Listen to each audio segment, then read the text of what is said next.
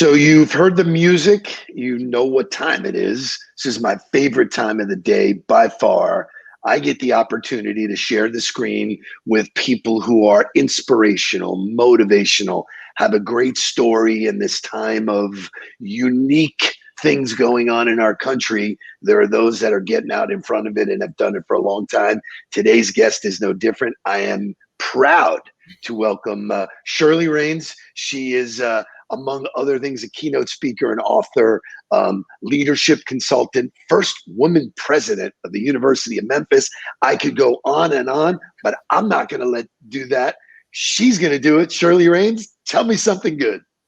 Well, something good today is I met a fantastic young woman yesterday who's taking on her first leadership assignment in a big corporation. And Awesome. I was able to have a great exchange with her. And that's what I like to do, not just with women leaders, but men as well, is to have an experience where we talk about what they are anticipating as challenges, or if they're already in the role, what challenges they have and how might I or someone I can refer them to be helpful. So that's I speak about that. I write about that. I also write other things. I write books for children and for teachers, but in the leadership development domain, that's what I like to do, make connections with people with real jobs, with real challenges, and those that want to take on more challenges. So I was fortunate enough to meet you through my dear friend Ginger. And when we met, I was fascinated with your story, number one, but more importantly, and this is what I like about your leadership style, it comes from what you've done. You know, you can learn about leadership or you can actually do it and learn it on your own. So for the sake of my audience, would you share your journey, if you can, from teacher to president of a university, which is so fantastic? Well, I've shared it in a book, An Uncommon Journey, and that's why your word journey is so important to me. The reality is life is a journey. I started as a sharecropper's daughter on a farm and wasn't expected to go to college because nobody in my family had. But I was fortunate to get a scholarship and go to college. And from there, I became a preschool teacher.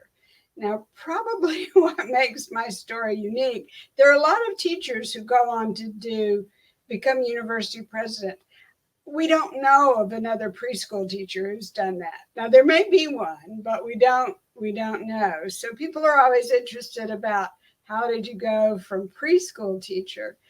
I enjoyed being a teacher of young children and studying child development. Then I got my master's degree and moved to another place and needed a job after I got my master's and became the Head Start director for Knox County Schools, which is a big school district here in East Tennessee. And what's so significant about that is that was my very first big leadership experience. 13 centers, lots of teachers. I'm going to digress a minute on the journey and tell you about one very important, significant person who made the difference in my life as a Head Start director. First of all, I applied for the job because I needed one. And she selected me based on the recommendation of one of my professors. And when I went that day, the very first day, to be introduced to all these teachers and social workers and psychologists and federal projects coordinators, I thought, my God, what have I done? I've never done any of these things. But she was a very persistent woman. She walked into the room. I was looking all around the room and was terrified of standing before these people and saying, I can do this job. And she walked in and everything got very quiet because she was the person in charge. And she said to everyone, I'd like to introduce Shirley Raines to you. She's your new director. Wow. When you point to someone in front of the crowd and say, you're in charge. So I think endorsements for being in charge are really important. So after becoming a Head Start teacher, I had great experiences with doing grants and working with children's hospitals and all those kinds of things. So I went back to get my doctorate because I decided I could also work with adults. So I got my doctorate. Is it okay if I interject all these special? Sure. It's your show. You take it away. I want to tell you another special story. So I signed up for my doctorate in child development and early education. And they had this long list of things that you must have a collateral area of study. You couldn't just major. They wanted a collateral area of study. So I looked at this long list and I saw organizational leadership and management. And I thought, wow, I've been managing people. I've been leading people. I'll just check that. It changed my life. Because Wow. not only did I get to study about children and child development, but I learned about how to manage people and organizations even better than that experience that I had with Head Start. And later I became a professor. I finished my doctorate, became a professor, taught about children and taught teachers. And then everywhere I would go, people would say, well, we want you to be the department chair. Now, there is one place in the Southeast that I shall not name because I know better. I shall not name. Where here I was an assistant professor and they said, well, Shirley, we want you to be our department chair. Now, if you know anything about academics, if somebody asks you to be in charge and you are an assistant professor, the lowest person on the totem pole, it's because nobody else wants to do it, right? Because there are issues and problems. Somebody's got to take the job. Somebody's got to take the job. And that's one of my gems or my leadership lessons to people going into any field is when someone who is in charge or above you asks you to take a job, do it and become indispensable. Work on all this, become indispensable. That's the first rung of success, is to become indispensable. So my husband and I were both academics and we moved around. And for a long time, I carried his briefcase. You know what that means, of course. I do. They made a way for me because they wanted him. But everywhere we went, I became a department chair. And the next time a department chair, finally I thought, gee, maybe I should apply for this instead of waiting to be tapped and say you'd be good. So the other thing is to recognize the things that you're good at and apply for them. One of my phrases is to say yes to leadership. Well, to say yes, you have to know what you're good at and then apply. And so often women, and particularly teachers, and those of us who have been in the servant industry, often wait rather than going on and applying. So then I became a department chair, and a deanship opened up at the University of Kentucky. So I went there and became dean of education, their first woman dean of education. And you'd think in all these years of women teachers, there would have been a woman dean, but there had not been. Dean of education. And about 3 years into the job, the vice chancellor came to me and said, we want you to be vice chancellor of academic services. And I said, I love my job. I want to be the dean. I don't need that. And the president and of the whole system and the chancellor of the campus said, we really want you to do this. So I negotiated with them. This is a pretty poor negotiation. I negotiated with them and I said, okay, if you'll give me some more assistant deans and assistants in the other job, and you'll let me promote someone who works with me, I'll be dean of the College of Education in the morning and vice chancellor in the afternoon. Wow. That was quite an undertaking. That's why I say most people wouldn't do that. But I didn't want to leave my love, education. But again, this pull was coming in organizational leadership. But those 6 years prepared me for the 12 years I was president of the University of Memphis, because my parents became ill and I wanted to go home to Tennessee. And that was West Tennessee. I now live in East Tennessee. And when this job came open, I went to a former president who had been very helpful to me in my 2 jobs at the University of Kentucky. And I said, Dr. Dickey, I really need a recommendation to do something in Tennessee. Would you recommend me for this deanship or department chair or whatever? And he said, no. And I said, well, thank you for all of the help you've given me over the years. And, I thought, oh, gosh. He said, I want you to be a president. He said, I want to nominate you for president of the University of Memphis. And he said, they haven't had a woman president yet there, and you'd be a good one. And of course, I was honored, but the reality was, when a door opens, go through it. Sometimes so I have to ask this. So I don't think very many people, including myself, even know what a university president does. So could you give us some scope of what that job entails, what you need to be good at? I mean, president of anything has inherent skill sets, but specifically of a university, I don't think people have any idea. And the exposure I've had to university presidents, I've learned a lot. So I think that'd be a great way for you to share. Like, what does a university president do?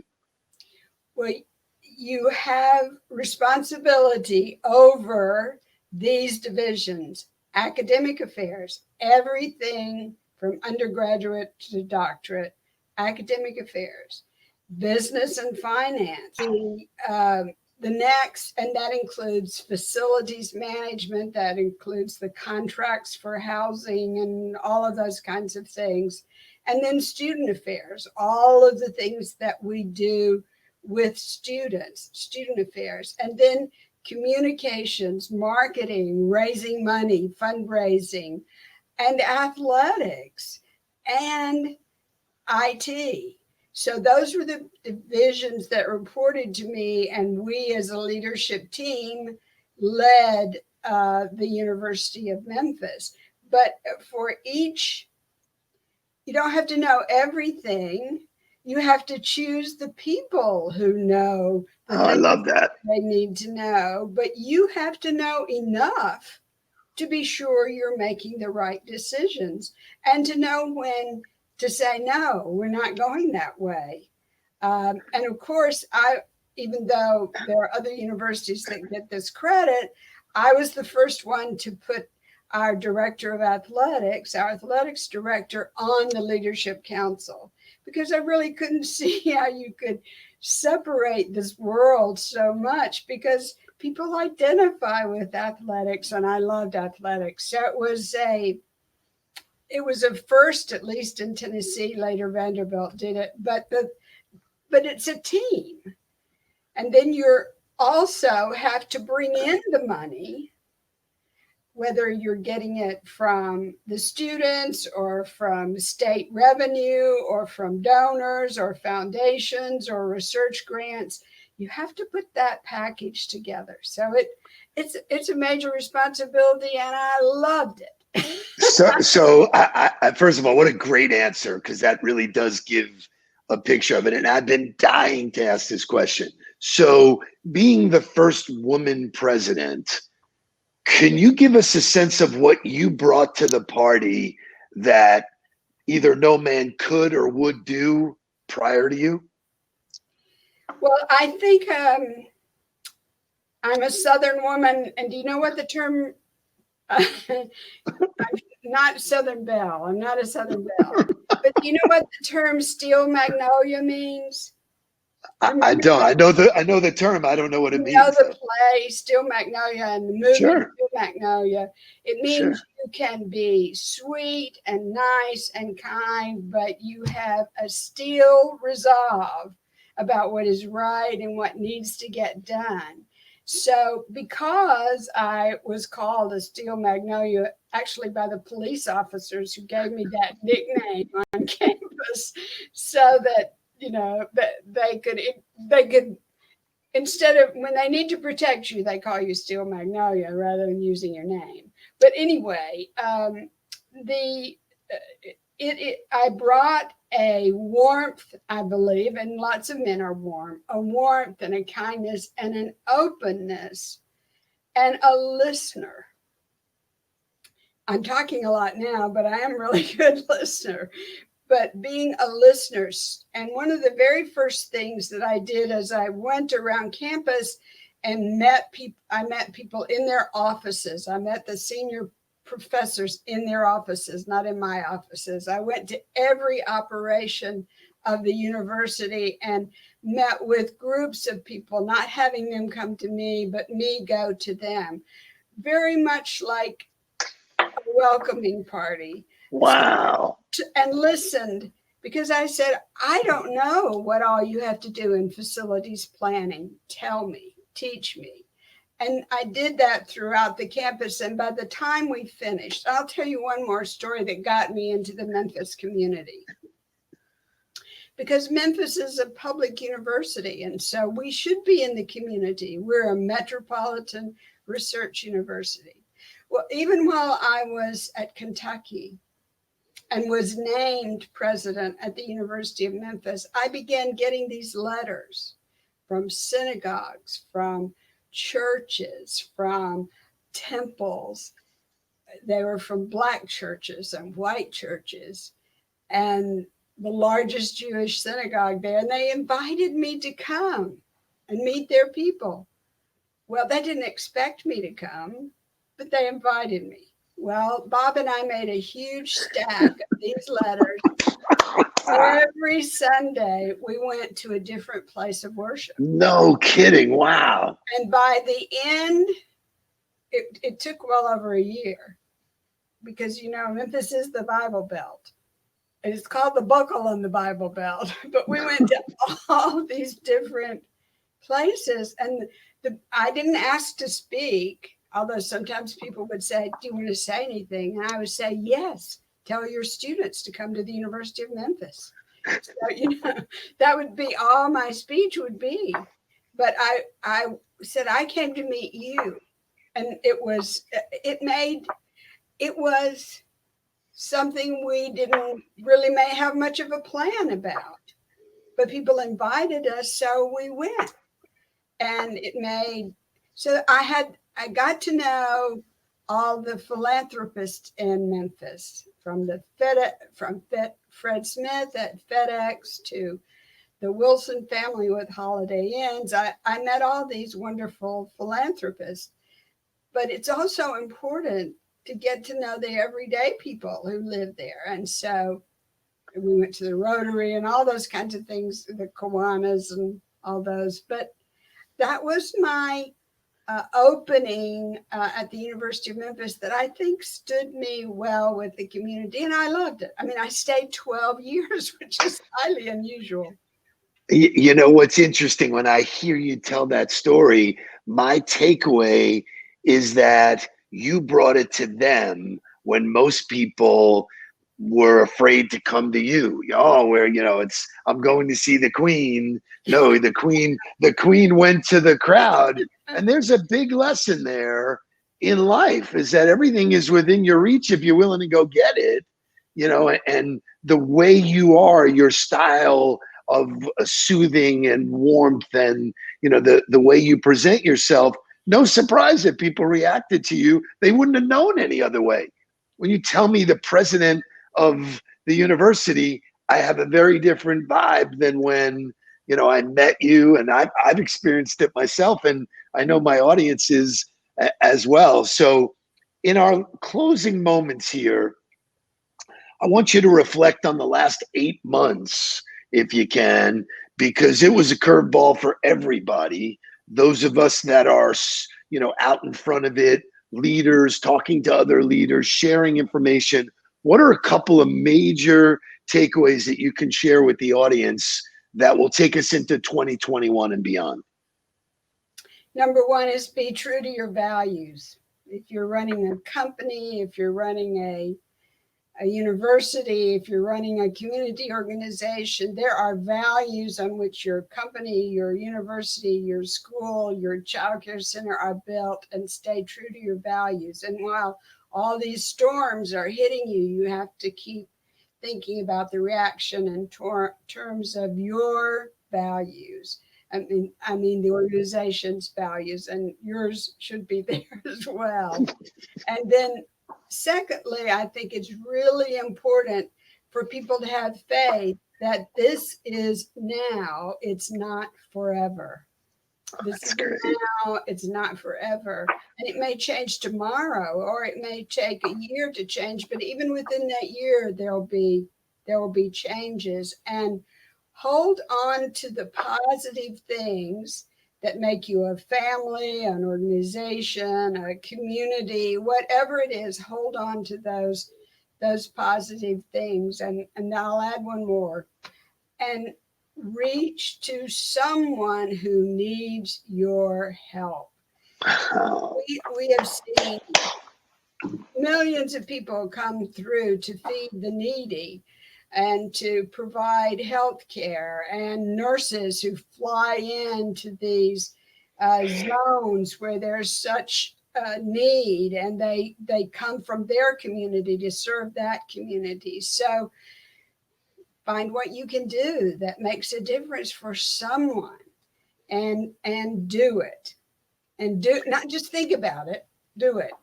You are amazing. I knew you'd be a tremendous guest. Where can my audience find you? What's the best places to connect with you, buy your book, all of those kind of things?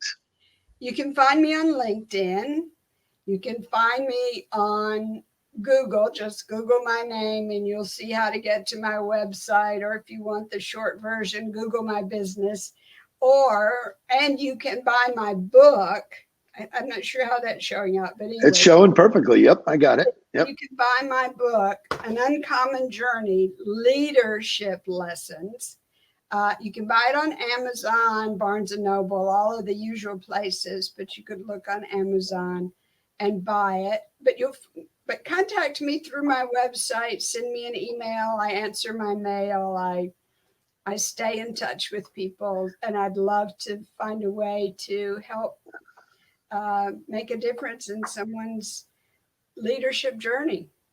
Incredible. I hope that someday you and I get to share the stage together, because you are a class act. I knew when I first met you, and I'm thrilled that I got to hear the story again, and you got to share it with my audience.